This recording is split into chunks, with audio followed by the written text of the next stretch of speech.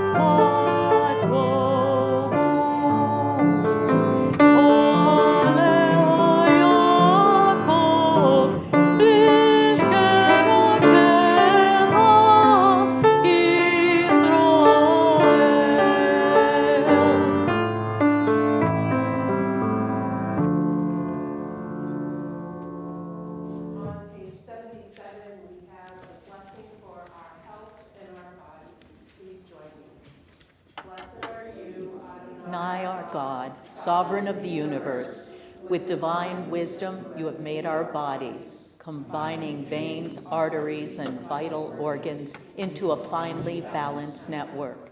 Wondrous maker and sustainer of life, were one of them to fail, how well we are aware we would lack the strength to stand before you. Blessed are you, Adonai, source of our health and strength. Baruch atah Adonai, rofei chol basar, umafli la'asot. The next page, the blessings for our soul.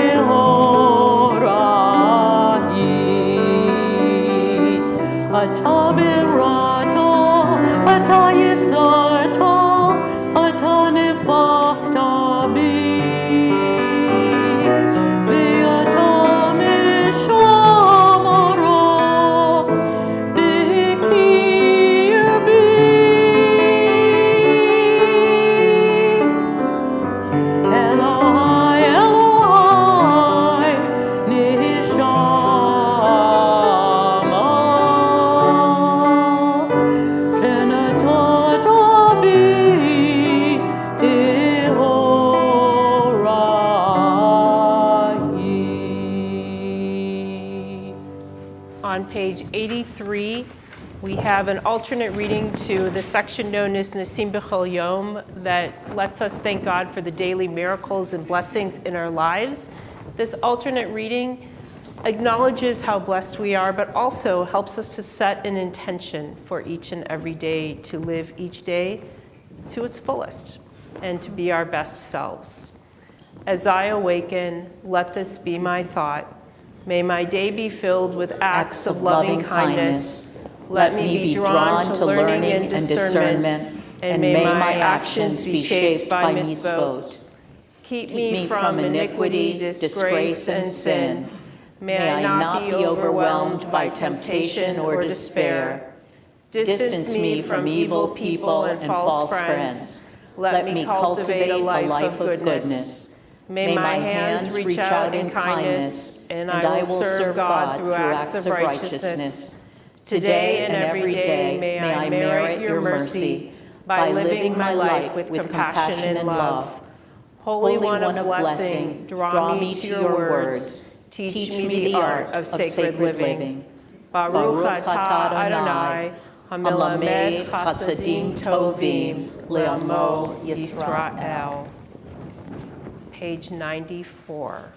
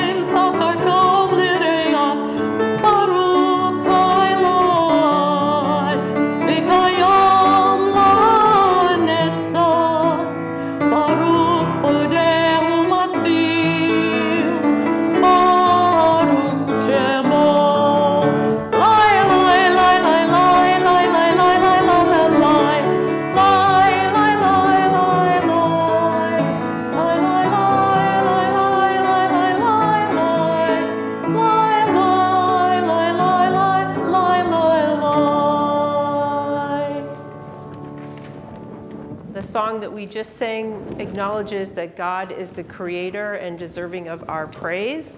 We turn to page 96 for Mizmor Shir from Psalm 92, Words for Shabbat.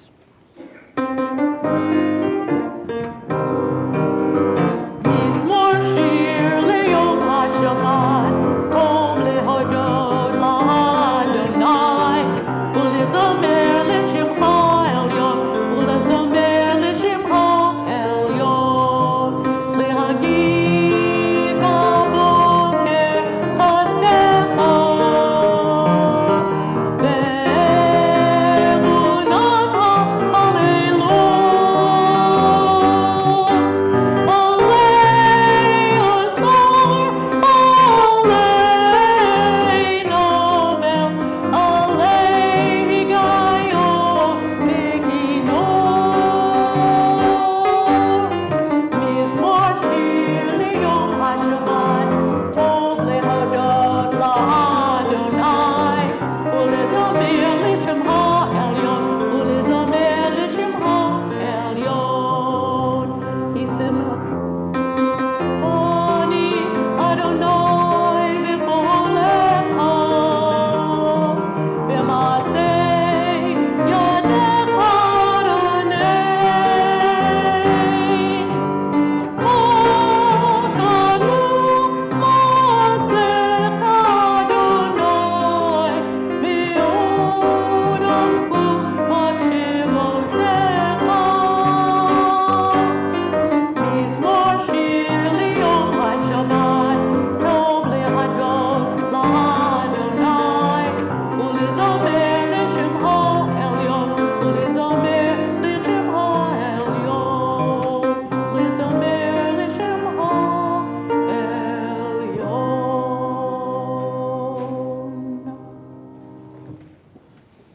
We continue with Ashrei on the next page. Ashrei yoshvei beitecha, od yahalu hasela. Ashrei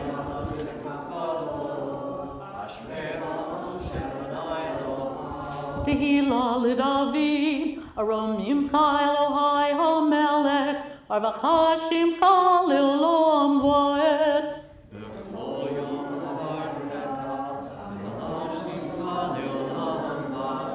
Gadol Adonai umhula me'od, the ligdulato and take care.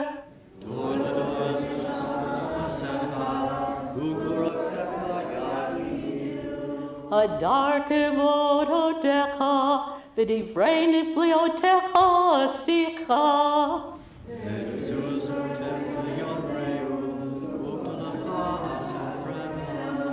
Zecher of tucha yabiu, וזכרך ירננו.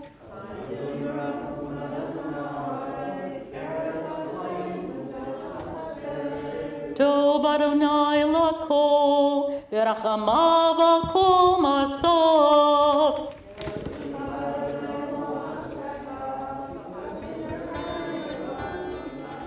כבוד מלכותך יאמרו, וגבורתך ידברו.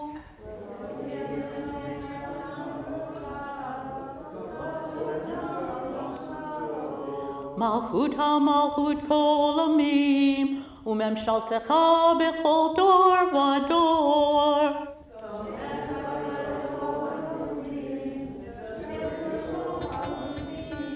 עיני כל אליך יספרו, ואתה נותן להם את לחלום ביתו.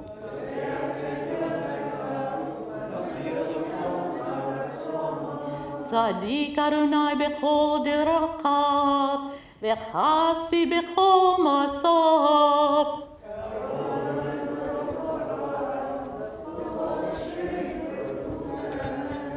רצון יראיו יעשה, ואת שבתם ישמע ויושיעם.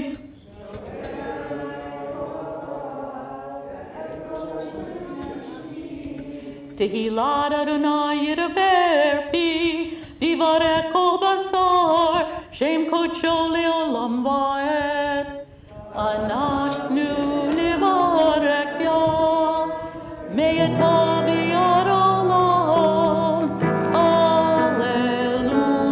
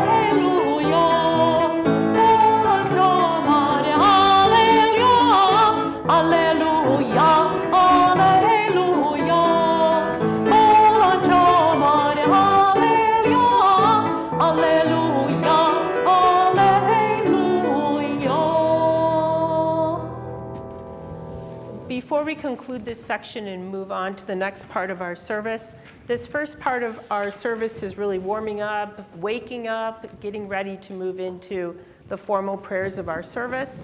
Before we do that, let's take a moment just to say hello to each other. We have a lot of new faces, maybe new to each other faces. So if you want to take just a moment, say hello to the person next to you, say Shabbat Shalom.